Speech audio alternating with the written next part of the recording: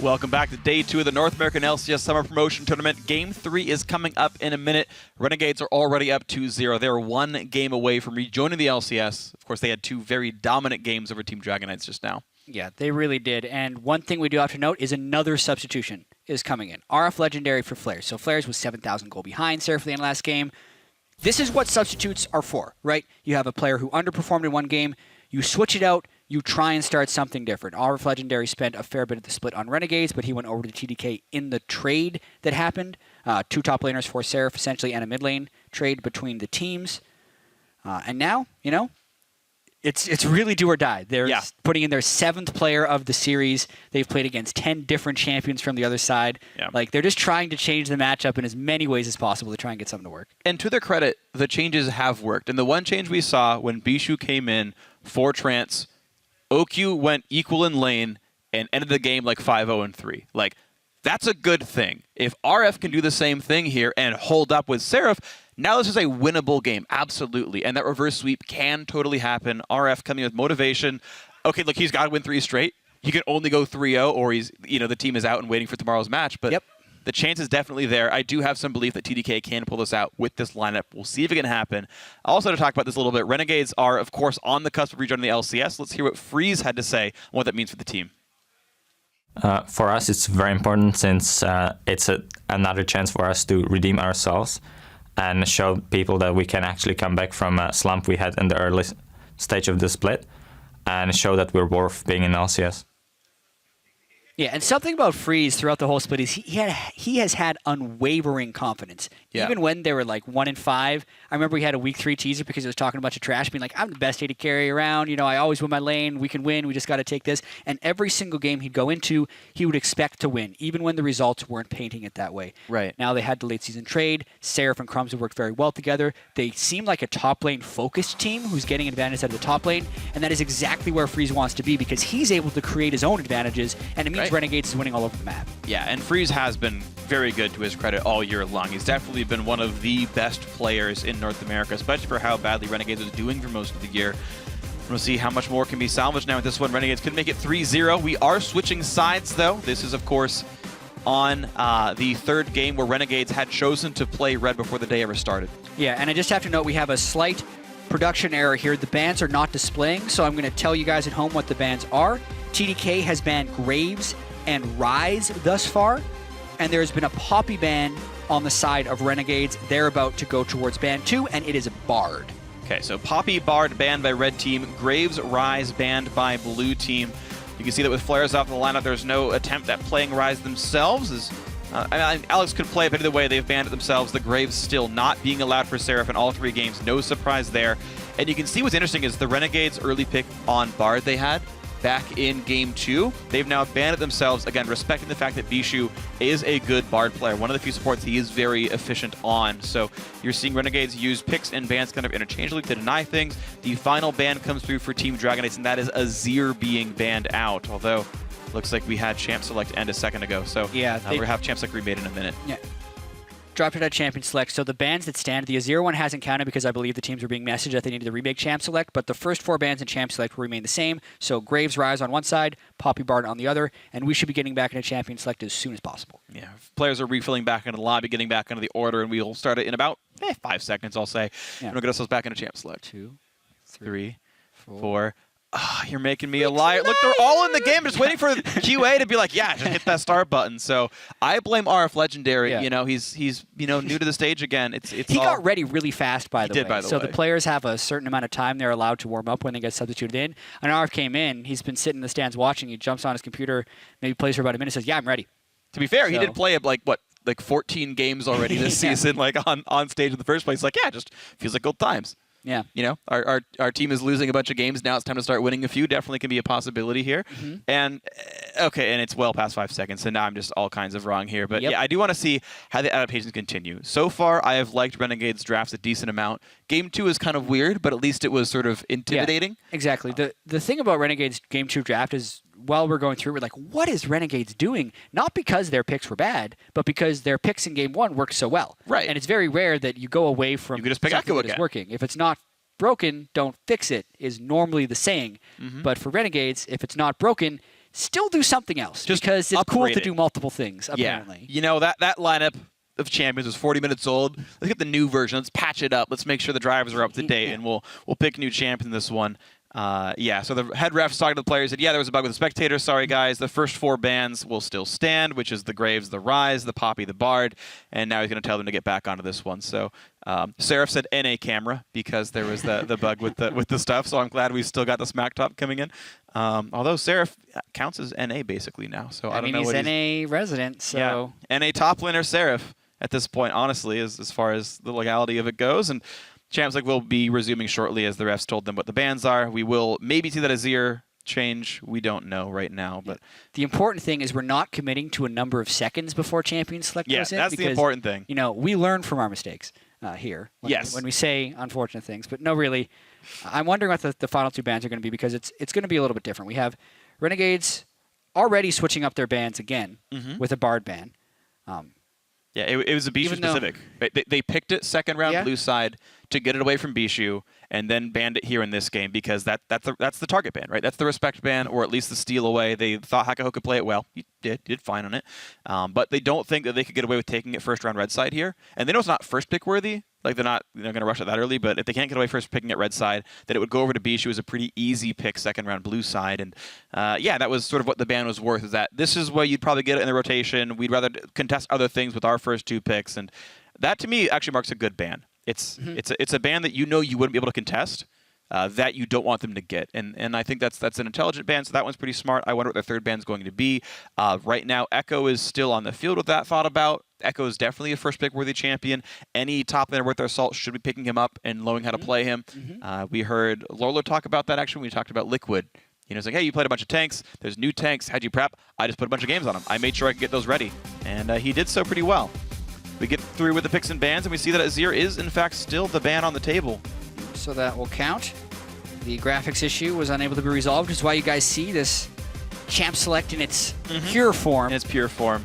Sadly, graphics went down, but that's okay. It's all pretty understandable. And Kennen, the RF-specific Kennen ban. And the thing is, Kennen's come back as an understood strong champion. Nothing happened to Kennen in a very long time, I don't think, unless I'm misremembering something. They always do little tweaks to his ultimate to make it better, but... Yeah, it's been a very long time, but people just remembered that Kennen was good. Well, specifically, I feel like the Coup Tigers remembered it was good. Right. Smeb had a bunch of games. And then everyone was like, I'm going to trust you guys. That's Smeb. good for initiation. Best team in the world. Yeah, let's go ahead and trust them. So now it's ban-worthy because you understand this is a thing. And yeah, no chance for RF to play that one. And now it's up for Renegades to decide if they want to play Nidalee for the first time all series or what they're going for. The Kindred pick should not surprise them very much. That was first picked by Renegades themselves last game, so they understood that it was high priority champion. And Crumbs had a really good game on it. Yes, he did. So I like the denial there. Crumbs would obviously be able to go for Gragas or Nidalee or really anything else. Nidalee has been falling through. The slight nerfs has deprioritized her a little bit, but it's still surprising not to see her. And just raw power picks here with the Echo coming through on the second rotation. Double flex. Or first rotation for them, but on the red side. Yeah, first round red side, Corki, Echo the pickup here. We don't know if it's Corki or Echo in the mid lane, Echo in the top lane, Corki in the AD carry spot. But it went unpicked in the prior game. It's only been Renegades who've been willing to play that Corki so far. Otherwise, they'd banned away the Echo to not let TDK get it over in Game 2. And we wait for the next few picks to come through. Definitely an interesting start here to the draft, as now TDK must show something from this lineup. Yeah. They could still go bot lane. They could actually just go, like, Caitlyn, Janna. Yeah, that's totally fine. I'm glad they're doing this. It's going back to what got them here. OQ's Caitlyn was dominant in games 1 and 2 against Team Dignitas. It was Trance's Janna, but Bishu's Janna is also good. Yeah. So same champion setup, something they're comfortable doing. And a heavy backline as well, of course. This Kindred, if Kez can do well, will do plenty of damage himself.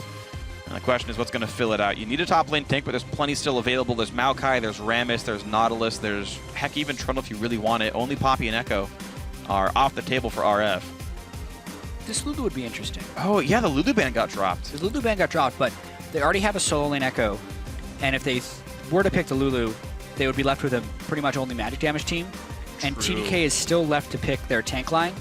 So they don't know if they can get away with running that much magic damage. So I think they could still do it. I just don't want them to pick it here. I'd want them to save last pick. So Yeah, so they switched the jungler to something physical damage. It's not amazing, but it's Rek'Sai for the physical damage output.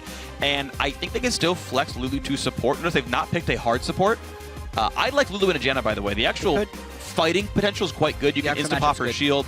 And now you can run a physical damage marksman and put Corki mid, or physical damage mid laner. I mean, Seraph can still play Jace, right? Yeah. It could be another flex for sure. And big time initiation comes in with Maokai Lissandra. I like this. Yeah. Me too, actually. Maokai, where's that guy been this series? We got all these carry players up there trying to do carry things. 2 Rise games, a Jace. Seraph too powerful.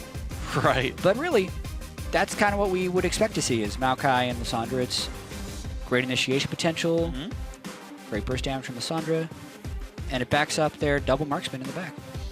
Okay, so what's going to round out the composition now? We know where everyone's going. Of course, the easy Lissandra mid, the Maokai top. No flexes here really for TDK. It's a standard lineup here on this one, and it's just a good engaged team. Caitlyn has the ability to follow up, so does Kindred. If something goes wrong, they've got 2 great defensive ultimates, actually 3. Maokai, Kindred, and Janna can all keep things from going badly. Just a well-rounded team that can do almost anything. I do like this 5-man group a lot. Yeah, and they have a lot less early game liability than they had last game.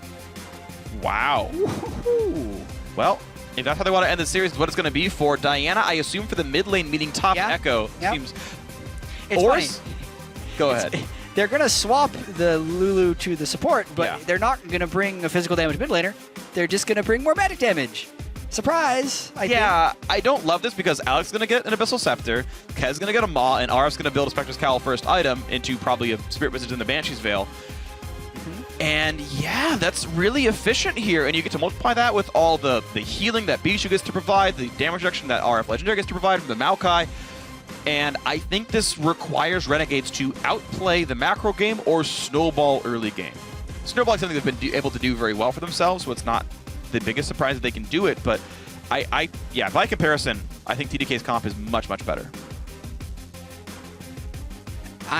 Yes, I agree. Sorry, I was looking through the runes and masteries of Ninja. I'm not sure actually when the sync happens between the game and our clients and their masteries. But he had Strength of Ages and on Diana. Yeah. I could see them easily being Bruiser Diana. Yeah, like I mean, it's something they've done before is throw the Bruiser mid lane as a surprise, and I was like, well, maybe they do that with Diana too. It's not something we see. Like, he's probably not Sunfire Iceborne, but it's going to be like Abyssal Zonius or something, like a Rylai's. I'm really curious to see. I think it's probably a Bruiser Diana. We'll see what it's going to end up being, but you guys at home, tweet who's going to win this one to @Esports. Hashtag TDK win, hashtag REN win for who it's going to be. We are in what could be the final game of the series. Renegades in the red just need one more win to re-qualify for the North American LCS. We'll see them in June on this stage once again. Team Dragon Knights have subbed in RF Legendary in the top lane. They need to win 3 straight if they want to make it back in compared to 2015 when they were evicted. We'll see if they can win 3 straight against Renegades. They've got to do this one here and then 2 more. Yeah, and correct me if I'm wrong, Freak, but if Renegades wins this, they would have done it with 15 unique champions across 3 games. I don't think they have... Freeze replayed Corki. Ah, so close. 14. And depending on how you count Echo, he was played mid, then top, so it depends 13. on your definition. My stats sucks. Hey, it's still in the teens, all right, chat? That's still... It's a lot of champions. It is a lot of champions. It's more than a few. It is more than a few. A few would be 3 to 4, roughly. I don't know actually what the technical definition of a few is. Meanwhile, Hakuho taking more than a few damage here. OQ throwing a few bullets his way. Headshot into the squid back head of Lulu, and she's going to have to heal up. And actually, it will mean that Renegades will be late to lane. Yeah. Because recalls are going to complete at like 120 and change. They won't probably miss XP, but it will mean a very awkward start. And RF also gets to sapling start at the Raptors. So this is potentially the best game opener. Yep. And those will TDK one-shot by far. The Raptors. Well, it should be the little ones, right? Yeah, the little ones. So he'll get a small little XP bump. And poop, 3 CS from Maokai. Yep. And that'll give him level 2 on the first wave if he does get into a one-on-one. We will be in matched lanes here. Once again, OQ and Bijou, the 2-on-2 now. They did just fine last time, although it was lane swap to start things out. Perfect CS so far for Alex Ich. Ninja hoping for that, but this will be more difficult, and he will sacrifice some of the caster minions. Should be able to get 5 of 6. Oh, No. 4 of 6. Didn't get the A little auto. bit more patience on that one would have done it. Yeah, I mean, this is a matchup where Ninja's not able to shove up immediately. When he gets a little bit of magic resist, a few points in W, he'd be able to do it. I actually see most Dianas level 1 with W just to be able to take the damage and get it, but Ninja with a slightly different skill order. Not going to make a huge impact. And no lane swaps this game either. Yeah. Regular start here. RF was able to grab parts of the Raptors and walk all the way up towards the top side jungle. Seraph in a normal situation there. Triggers grasp at the end, dying. Gets a little bit of health back and some damage. And, well, it's still going to be a minion lead for RF. Even if you discount the 3 he got from the Raptors, you still get most of these and be slightly ahead against Seraph. I can confirm that Ninja has gone Strength of Ages on the Diana. It could be for a couple of reasons. Like, Thunderlords is good for Diana. It increases your burst. But at the same time, he is against a burst champion in lane. Right. And being able to have 300 extra health in your Diana build, which is going to be bruiser-ish with Zhonya's and Abyssal in a lot of games. Yeah. I don't think it's terrible. No, I don't think so either. I think this is what we wanted with the Keystones, right? Was you can choose among many powerful options for what makes the most sense for this game. What makes the most sense for your playstyle. For reference, by the way, last game Seraph went Strength of Ages on his Rise build. Right. Because he wanted the 300 extra health to like be durable in team fights. And it worked great. He played extremely aggressive. Yeah, died only once all game. And so, yeah, I'm glad those options are available. I've had a lot of people tell me that they really like Strength of Ages on mid laners. We don't see it yet much in competitive play, but Rise was one of the champions that was name dropped for that. It's just, yeah, be tanky. You have the damage output and you're a kid anyway. Just supplement your durability. Continue to watch the mid lane. It's getting a bit worse for Ninja over time. He's falling back in minion farm overall against Alex Ich. And you can see that Lulu poke really starting to pay out here. Dishu chunked quite low. Yeah, I think a lot of times support Lulu is highly underrated, only because it's so good in a solo lane, and the AP scaling has been so amazing that you're just like, well, of course you're going to take a mid lane. Right. But the laning phase itself of Lulu can be very strong, just from a poke perspective. Yeah. What's interesting actually as well is her laning phase didn't go anywhere, but both the power of mid lane Lulu went down because the AP ratio and the rank up on ally Whimsy went down, which also means the opportunity cost of support Lulu went down. He wasn't getting a lot of levels anyway, wasn't getting rank 2 and 3 W for a while regardless, wasn't getting the AP for W regardless, and so you're saying the difference between mid and top lane is now closer, and so having Lulu at all, it's now almost the same champion, or more of the same champion. Makes sense. Yeah. Still weaker mid lane, not buffed in support by any means. No, just you're more likely to take it there because you don't feel as bad about it. It's a measure of opportunity cost, and that's one way to look at it. It's not always the right way, but it's how I'm going to deliver this one here. And you did it. I agree. Yeah. Good job. Cool. Thank you. 300 gold lead for TDK, actually. A lead for them from their early game plays so far. You're seeing a 6 minion lead in the top lane and a 9 minion lead in the mid lane. Also, by the way, plus 12 for OQ, so that's them pushing. But hey, look, these guys were losing lane in game 1. Bishu comes in, hadn't played with the team since regular season of Challenger. Yeah. And, well, it turns out it's looking a whole lot better right now. So TDK, early glimmers of hope. Absolutely. Didn't have lane swaps, and if they could get first blood, I think that would be pretty big for them. Yeah. Only because they What a way to elevate the team. They need one part on the map that they can play around. Yes. Right? Because Kez can't this lane. tactics can only take you so far if you're losing every lane. But as soon as you have an advantage, you can leverage either to overcommit the other team or to then put pressure somewhere else. It's really necessary. Definitely agree. We're seeing Alex go for the play because he's got a jungler coming around, but Alex is so close to dead. The last hit doesn't come through. Ninja lands the Q, but he will go down to the turret. It's a trade of kills. And actually plus gold overall for TDK for that. The first blood went to Ninja though, right? Yeah, so it's worse for Alex. Because the assist didn't come through. Yeah, exactly. Yeah. Exactly. You said Crumbs was not able to get in on that, so more gold to them. Ninja, always willing to trade kills. He was completely free. He thought the flash kill was going to finish Alex, and then he sticks around and takes 2 or 3 turret shots just to land that. Alex uses his glacial path in and then doesn't have the mana to use his ultimate. And then we're going right back at it because the ultimate is still there. And Ninja has no flash. So the immediate return, well played TDK, finally a lead they can be proud of for the first time all series. And a flash away from RF dodges away from the gank. He's still up CS. He's got to respect the next Crumbs gank, but what a relief for TDK fans. Yes. Kez now has a big advantage. Double ganks for Crumbs with nothing. Double kills for Kez. That's an 800 gold, 700 gold boost, maybe more if you count the jungle farm he was able to get afterwards. So now that's actually, if you're looking at like an advantage you can leverage early on in the game, jungler is the biggest advantage you can leverage because you get to leverage it anywhere you want. Everywhere Kez goes now will be something Crumbs has to back away from. And just like that, the Gromp was stolen, but Kez will be on this blue buff without much problem. And as the next Kindred Mark spawns somewhere in the jungle, Kez being able to 1v1 Crumbs lets him bully out and say, no, this Gromp is mine, or these Krugs are mine, or whatever.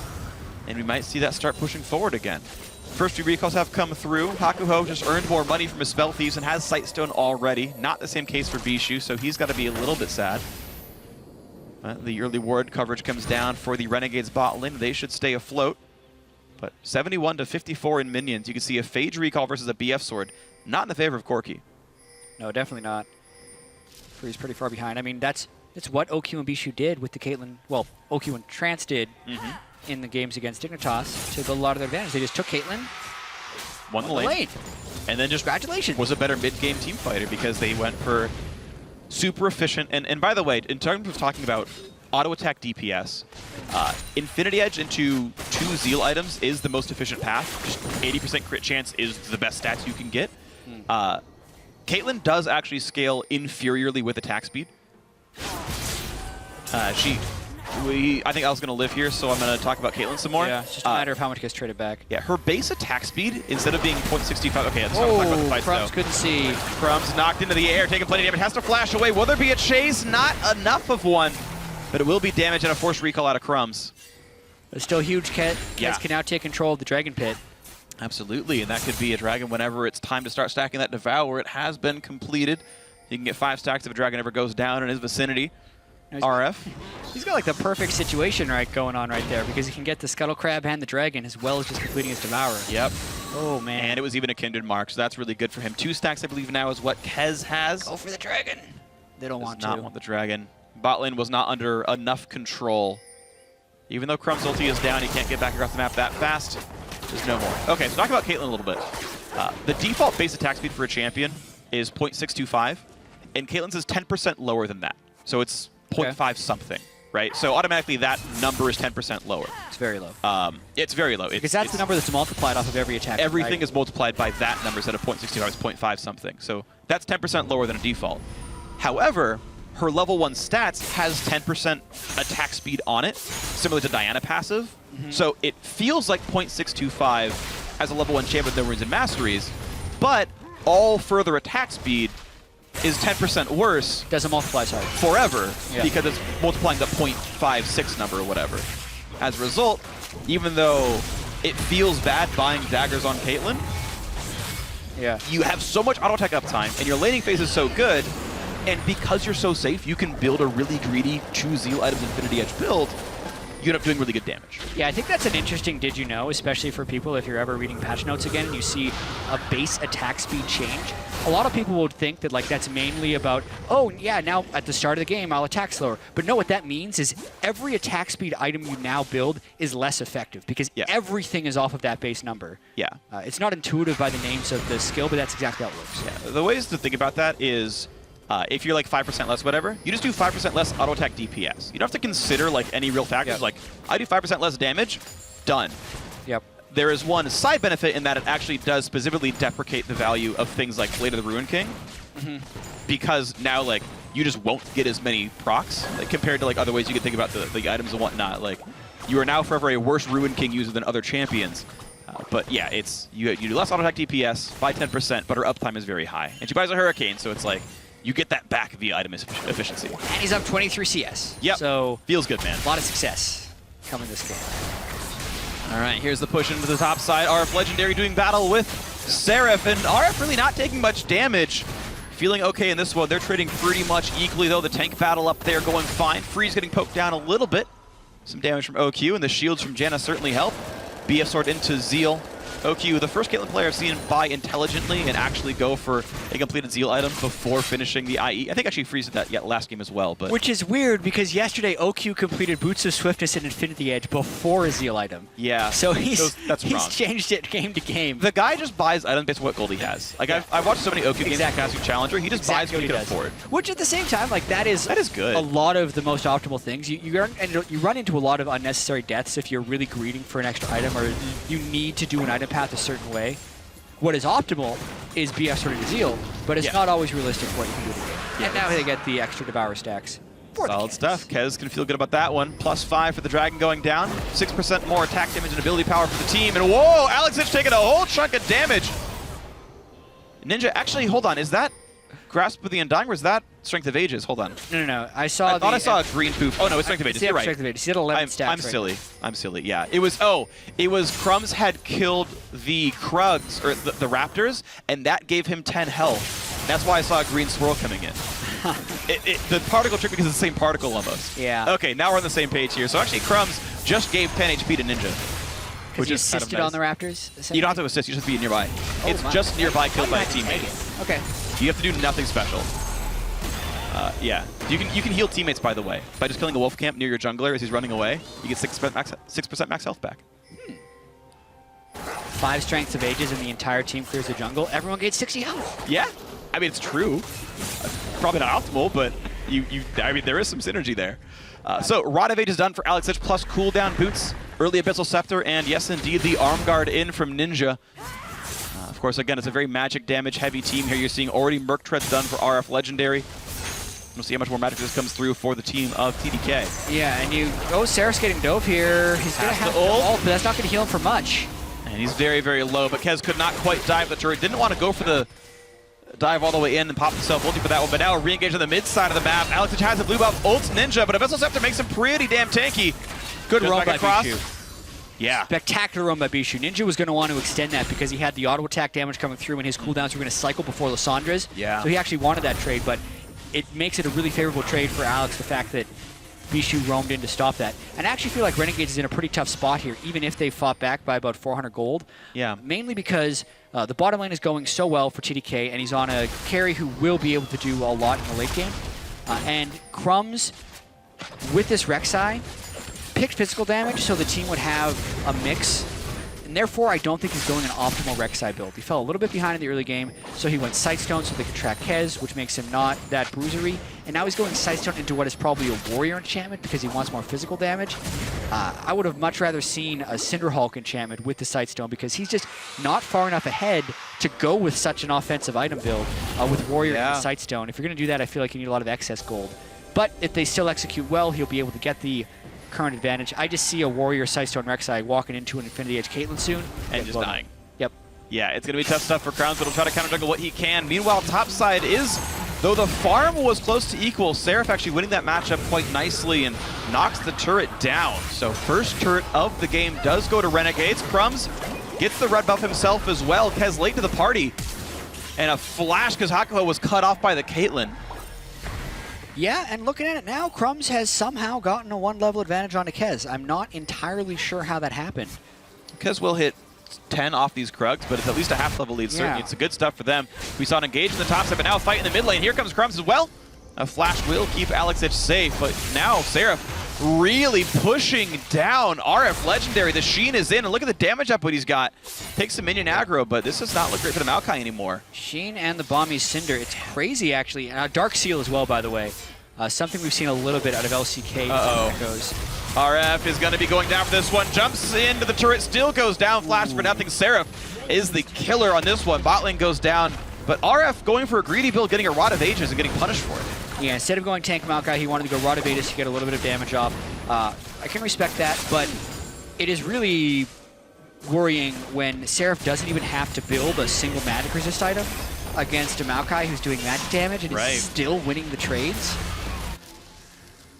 And the top lane tier 2 went down. Yeah, like I know Seraph is really good, but that also makes me feel like the matchup is heavily tilted against Maokai. Like if that is possible, if you can do that Echo item build into Rod of Ages components and a little bit of magic resist and still win, maybe the item breakpoints or gold was different. It's a little crazy to me. I think inventory value is certainly better right now. Inventory value is better by about 500 for Seraph. because a non-completed Rod of Ages is actually very weak. Yeah. So if RF had his Rod of Ages, then it would have been more realistic. But because Sheen and Bomby Cinder were there, the overall DPS from Seraph is much higher. He just flashes into the tunnel anyway. Yeah, don't like that flash at all. He could have get him. Yeah, it's a different mechanic. He could have actually W'd the in-flight Rek'Sai and then flashed away. I believe while rooted you can't unburrow. I could be wrong on that one, but I've seen it attempted a few times. Usually the Maokai will end up getting knocked up anyway. Because it's a travel time is so long. Unburrow is actually very forgiving. You just get hit regardless. Yeah, okay. you just right-click on him, and he's going to probably get it. Okay, so never mind that one, but still lost the flash and died for it regardless. So unfortunate loss of cooldown there. 2 turrets picked up as a big boon of gold for Renegades because their bot lane was losing, and it's still losing by a lot. 30 now the minion lead for this Caitlyn. But now, in the mid lane, once again, the fight on the engine. He burns the flash, still getting chased down. Do they have enough damage? Jumps right back in because he's got nothing else to do. The Lulu tries to save him for now. Hako helping out. Seraphim in the front. So far, survival, though. The Kindred ulti will give some healing, but the Janna doesn't want to pick up any of that. RF is here. Maokai's stuck in the front side. They're taking so much punishment. He goes down. Ninja has taken down RF Legendary. Renegades win that fight off of what was a catch. They want more. And they're going to keep going for this one. Echo has turret. Echo, you can always pop ult to get out. Doesn't even need to do so. The dive doesn't mean very much, but it's still really good for Renegades as they've gotten that kill. Yeah, Hakuho saves the day there with the Lulu ultimate to keep Ninja alive. And then the teleport for RF just misread the fight. That teleport only works if TDK has control, but by the time he completed that thing, the rest of his team had abandoned, and it let Renegades freely put damage onto him. Gives them a kill and gives them back control in this game. I don't think RF even ulted as well.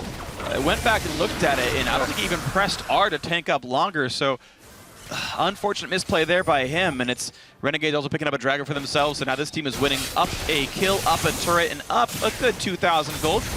Not insurmountable, but it's starting to go downhill for TDK. Yeah, watching this again, Ninja starts it very close to the turret, and Kez is there for the counter as well as the roam, so it looks like a very good start for TDK, which is why I think they're getting so aggressive. And then the teleport was actually matched around the same time Seraph comes in from RF, but it was just so far away. So he teleported, now he's walking in, and you're right.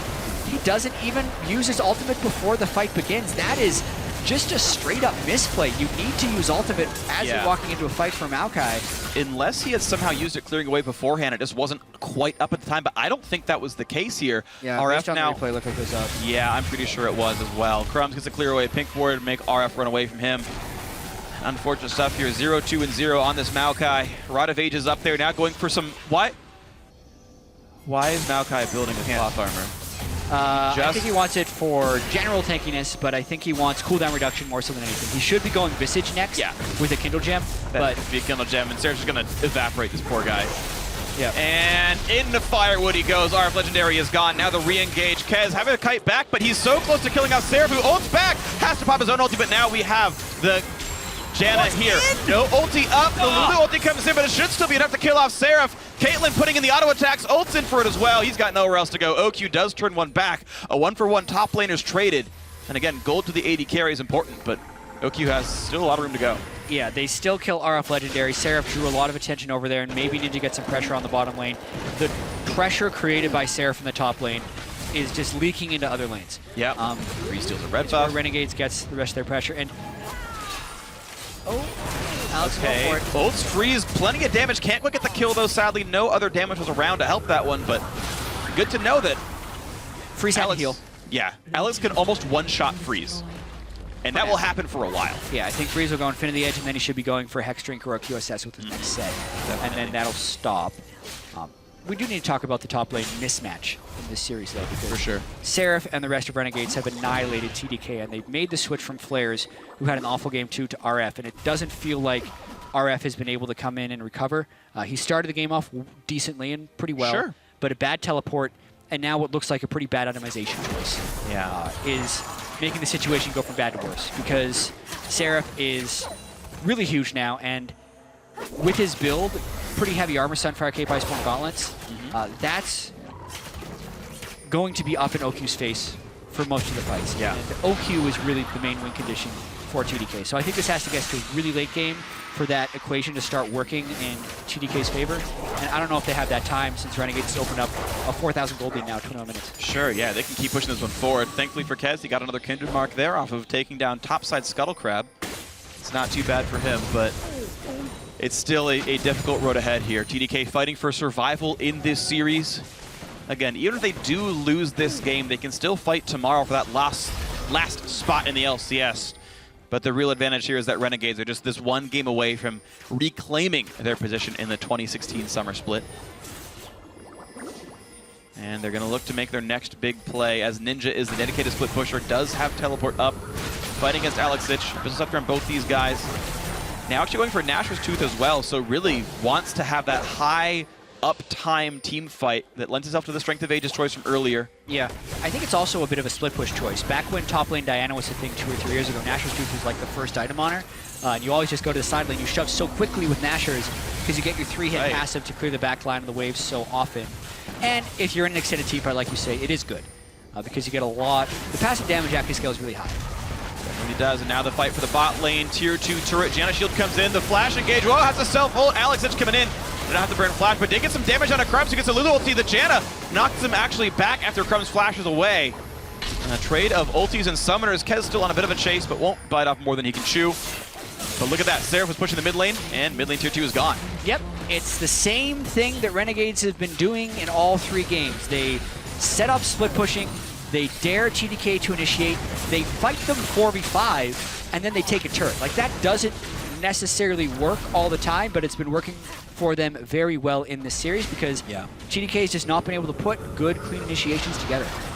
It's not supposed to work, and yet it does. There is no TP flank coming in. RF now hoping to keep the mid lane alive for now as Seraph pushed that one in, but that Echo's going to walk to the top lane, push another wave into the turret, and continue the 5v4 train where he can match the teleports here. He can join in if RF ever does himself. 4 on 4. It's 2-item Caitlyn. Like, this is generally a pretty strong place to be. Freeze has not completed the item after Trinity Force yet himself. This is workable, but Alexich needs to wait for his ultimate to come back up from cooldown to make that hard engage work. I think that's the thing. They know that Alex's ultimate is down, so it's even safer for them to siege a little bit longer. Because the Caitlyn traps are out, though, it does feel like Renegades is going to reboot a little bit and be content just taking the entirety of TDK's jungle. Yeah, it's a nice way to slow roll the game, is keep the ward control up. You've got Sightstone on 2 players. In fact, the fully upgraded Sightstone Hakuho has Eye of the Watchers here. Of course, the Aegis coming out from him, no big surprise there, but they've got plenty of wards, 3 blue trinkets, 2 red trinkets, keep the wards up, and yeah, just take all the gold and all the XP that comes out of the jungle. You can just keep growing a gold lead by a couple hundred every minute. Yeah. Actually, as they're taking Dragon, I criticized Crumbs earlier for his choice of Warrior into Sightstone, but as far as Rand with Zoman, I think this is a spectacular situation to build it in. Yeah. Especially with OQ going towards that 80% crit build, taking 10% less damage from critical strikes is really huge. And there was a cost reduction that happened to Randwoods in a previous patch. That's pretty inexpensive. To just make it a really efficient item. Even if you're not into crit, I think it's sometimes okay. But into a guy who's stacking crit early, I think it's great. It just reads, take 8% less damage from OQ. Sounds good. 10%. Well, crits. 10% from 80% of his attacks, 8% of his total damage. You were one step ahead. Sorry, I'm just a really big math nerd. I do that all the time. But yes, here we go. In the bot lane is going to be a couple of match TPs, but it's going to be a 3v2 though, as the top laner will cancel. Actually, Seraph does not want in after all. So the ulti comes in onto Crumbs to dive in, and yes, they pick up the Rex side. Now they're re-engaged towards Alex. Flashes away, gets the Kinder ulti to stay alive, and now Ninja's got nowhere to go on this one. Caitlyn Snipe comes in, pops the Zonias. As long as they don't play it wrong, they'll get this kill, and they will, but mid's getting hit. It's all about the counter push right there, because Renegades did butt off more than they could shoot in that 2v5, but what did it buy them on the other side? Breaking open the base is probably worth it as long as they don't lose a subsequent fight or Baron off of those 2 deaths. I think they have to go for the Baron play. In fact, we're seeing a teleport come in, They're and it's the flank in the for RF. He roots up Freeze. Lulu will give those guys a lot of time, and he dies for sure by himself. Janna ult buys them as well. They go back in. They're looking for damage onto Seraph. Bijou kites back the flash chase for Caitlyn. OQ, one more hit will kill off Freeze. He jumps forward, gets the kill. That's another 1-for-1. Make this a 3-to-1 overall fight right now. Teleport is up for Ninja. He's alive in 10 seconds. Seraph running away, though. He is getting chased down. Yeah, I mean, he's hoping for the 15-second execute timer. Maybe he's thinking of a potential escape, but there's no way. They ticked him. He flashed to buy some time, though. There's no turret in the mid lane. But there's a red buff on Caitlyn. He can ult back, but he goes in, won't get the kill. So 4 kills to 1 is the overall pickup, and still 20 seconds on Corki. Yeah, that closes the gold a little bit. I would have liked to see RF teleport in a little bit later, I also like how he's abandoned his Glacial Shroud path and going towards the magic resist Yeah. cooldown reduction route in that sense. So that is all good and positive things for TDK. And yeah, if you look at it in the big picture, Renegades did open up the inhibitor, but they lose a little bit of their gold lead for that. And I think that's overall good for TDK. All right, well, Team Dragonites then hoping to bring this game back to close. 5,500 gold deficit, definitely still not great. 27 minutes in, it's a pretty big lead to have, but they can always win by playing it right. They've almost got the next item done. You're seeing a Zeal in from OQ, and now cutting towards Last Whisper. He needs to have the armor shred to get through on this one. There are a couple of self-healers on the Renegades lineup. Crumbs and Seraph can both do that, so maybe I think you have a fairly close choice between going Mortal Reminder or Lord Dominic's, but I think both are fine in this context. Yeah. Dragonite's going to clear away Baron Wards and try right away. They are requiring that Renegades match this. This is overly risky. Teleport is up for Teleport Diana. up for Ninja, and there's a ward that he Crumbs can go isn't on. far. It's getting really low. They're a little bit late. They will not finish Baron. I think they could have used General to disengage, but they will let Baron heal back up. I think they could have burned Baron, honestly. Yeah. They had done so much damage to that. The crit cycle from the Janna and Caitlyn killed that so fast, as well as the Kindred. Remember, Kindred gets crazy fast kills. He's got only 4 mark of the Kindreds, nothing like Crumbs' 8 in the last game, but still a massive fast Baron take. And I think a risk that they probably should have taken. I agree. To Winning this far potentially back. get ahead in this game, down 2-0 in the series. But I think they're just afraid that if they lose this fight, they don't clinch LCS. Sure. But they would still have tomorrow. I think it was totally a play. I agree. It was totally worth it. Diana, Ninja did burn the teleport cooldown, but then got back into the bottom lane, knocked down bot lane tier 2. But now, once again, there is now no teleport threat. There's no from match that for Diana. him. Like, he's actually just going to take an inhibitor.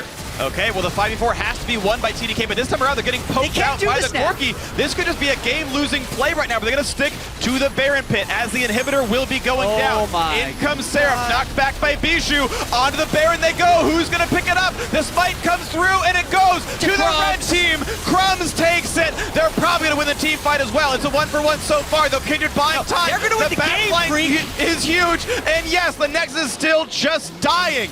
It's still just going down. Ninja, 1 versus 0. Happy to just take down the Nexus. What a horrible call by Team Dragonites, but that will be the 3-0. There's no chance for a comeback. Renegades are back into the North American LCS. Yeah, just a catastrophe at the very end there for TDK, with a chance to make a decent Baron call, and then they make a terrible, the worst Baron call, really. And then, to add insult to injury, Crumbs stole the Baron, giving the split push of Ninja Baron-empowered minions to finish the game. Yeah.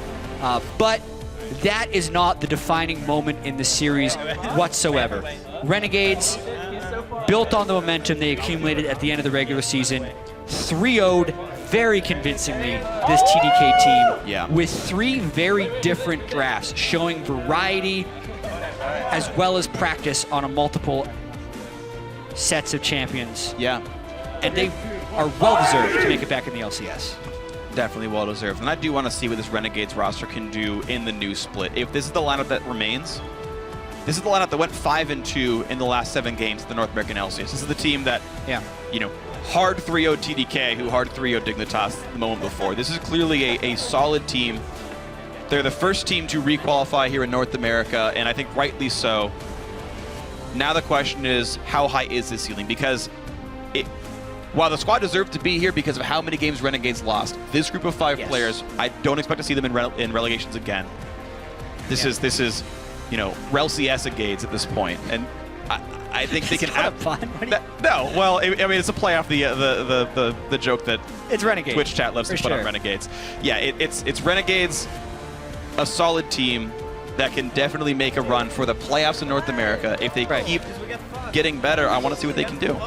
Absolutely. Seraph looks more comfortable on this Renegades team than he has ever looked to me since he's come to North America, really in his whole career. Yeah. Even when he was on TDK in Challenger before the trade, he didn't succeed in Challenger, but every time he'd come up into the LCS, he looked pretty good. And in this series, it seemed like the synergy was very high between Crumbs and Seraph.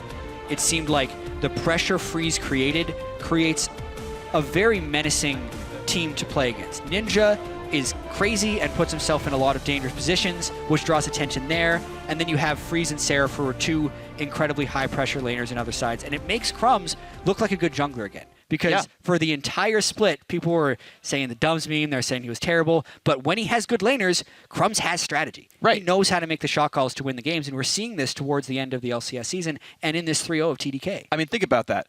The solo laners that Crumbs was against this match were his solo laners for most of the season. Okay, look, he got to keep Freeze and he got Hakuho, but like, you upgrade a solo lanes. Oh, look what happens, right? This is what happens when Ninja and Seraph are in for him. So, yeah, I do want to see now what this team looks like with their now brighter future. You know, talking about some of those improved players as well. Seraph did really well for himself. 2-0-4, 7-1-10, 2-2-5. Not the most impressive score, but like just a really solid series by him as well. Yeah, dominant performance overall because you look at the opponents he played against, right? Like 0-9 on Flares, forced a top lane substitution. RF comes into this game and goes 0-5. And the deaths that Seraph had was when the team was mobbing him and they were getting stuff on the other side of the map. So really dominant performance by Seraph, and that makes Renegades the first team to re-qualify into the NALCS. Yep. That's 8 teams guaranteed for summer now. 8 teams guaranteed, so now we're going to see who the last ones could be. Of course, Impulse, Apex, and of course Team Dragon Knights will be fighting for the last 2 spots.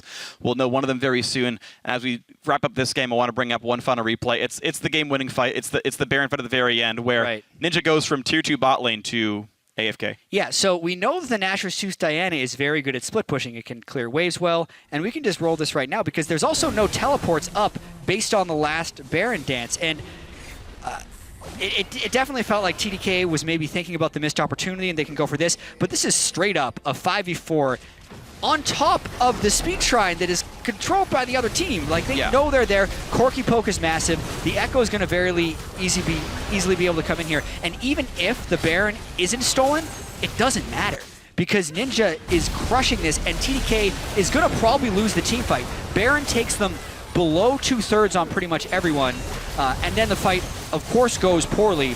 They jump in the back of the pit. Crumbs does die after the steal. They all have to jump out the back of the pit. But Seraph can get enough kills, and now that they don't have the empowered recalls, they're not fast enough to get back. Great trinket ward there by Freeze, and Ninja very easily just auto-attacks. They would have won anyway, maybe even with the empowered recalls. Do they let Seraph get the last hit? Yeah. They let Seraph get the last hit on the Nexus. Fitting. The flash Zonias. Ninja says, I don't need these things. Ninja ended the game 2-3-0. Like, I mean, the actual game ended, by the way, with negative kills for Renegades. That was after a 3-for-1 to like win the game off the Baron fight. And they still ended the game negative in kills. And the thing is, it didn't matter. Renegades were ahead in gold regardless. They were playing the macro game better. They were farming more. They were just playing the game of League of Legends better. Individual kills notwithstanding, it just didn't matter. So obviously the superior team, well-deserved 3-0, well-deserved spot back in the North American LCS. And of course, our players did give it their all in the Rift today, but only one player can be our player of the series this match. It was top laner for Renegades, Seraph. Honestly, he was so good. He showed that he does still have what it takes to dominate his Jace. His old main was there. He was super awesome. His Rise in Game 2 was great as well. And then even the third game, the split push threat, one of the highest KDAs in the team, by the end of it all, was super solid. Exactly. Seraph was winning his matchup 1v1. He was winning the 2v2s, and he was also playing the map and split push very well. Look at the kills, deaths, and assists in those games. Good champion variety from him, Jace, Rise, and Echo in the third game. The Rise game in particular, as you said, Strength of Ages to be a little tankier, had nearly 90% kill participation. Just really great series. Yep, I gotta say, and it's a roster now of actually fully talented players. I gotta say, I'm a much bigger fan of this Renegades lineup now. You've got people in every single lane who can take over a game, and depending on how dynamic this team is willing to be, right? You had Ninja willing to play hard tanks like Echo and then play, to split push Diana. You had Seraph able to just like, I'll play a poke like Jace, a hard carry like Rise, or a tank like Echo. Freeze continues to be awesome as well. Hakuho, honestly, accelerating very quickly as a strong support as well. I know that was a transition on purpose for that. Hello, Freeze. Hey. Congratulations, man. Thank you. How do you feel after the 3-0? Did you expect to win in 3? What are your feelings of how you guys performed in this series? Well, I wasn't sure if we will be dominant as we were because there were extra 2 weeks of practice and we played TDK the first week. They were improving massively, so I was expecting close series. I was even going for like 5 games maybe in my mind. So I definitely didn't want to underestimate my opponents. And when we played them, we saw that we're so much better at macro in the first 2 games or first 1 game. So we just decided we will play the game slowly. We will just out-macro them. We will out-rotate them. It doesn't matter if we lose lanes. If we like lose some team fight skirmishes, we will come ahead. Is that what sort of informed your draft? Because we were commenting in Game 2, you kind of threw away all the champions you won within Game 1, and it was like, yeah, we're just going to ban the Echo, even though we could first pick it, and a whole new comp. Was that just, let's just play a team that we know can like mid-game well? Well, they kept switching the players in between the games, so for us it was pretty hard to like adapt. So we didn't know what should we expect from them. So we just banned safely what is considered OP right now, rather than letting it open, risking it that they will take it while we can't take it, and we just played it safe. Yeah, it seemed like you guys had a lot of overall champion variety as well. I'm a little curious from your perspective, because you're someone who has been with this Renegades team from the first game of the season all the way until now. What type of growth do you feel like the team has gone through? Obviously, a lot of roster changes. What is the difference from Game 1 until now? The biggest difference is that our coach embraced us to become high, essentially. So what is our goal of practice? We want to be 5 highs in 5-man team. So everyone makes calls. Everyone adds up to a different call. Like if someone says, let's do top lane, someone thinks, okay, let's get vision first on top lane. And we just add up these essentials that we basically need to pull out the call and make it happen. So everyone has the share of a call in the team. It seems to work out pretty well for you guys. You've been playing really well in the mid game. I want to ask, how difficult is that? I know Seraph's English has improved steadily. Ninja's, I'm actually not sure how strong it is. Is there still difficulty coordinating with your Korean players?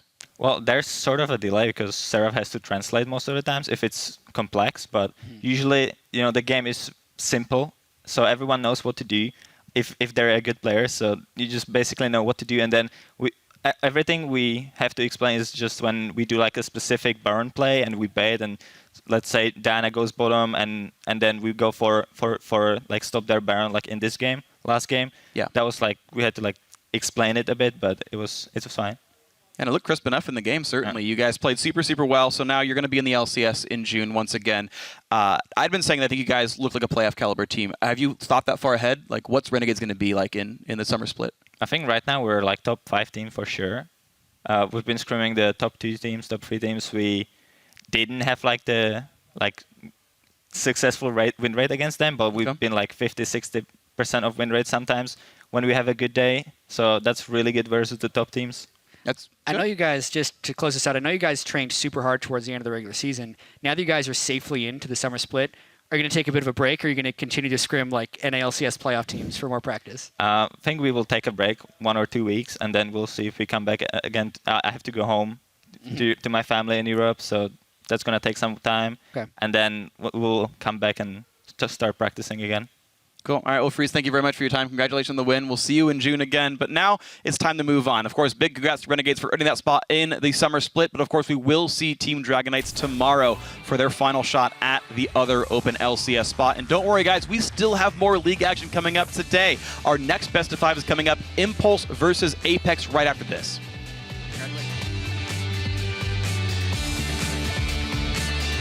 I'm tilted because I had to come back here tomorrow. That's what's tilting me.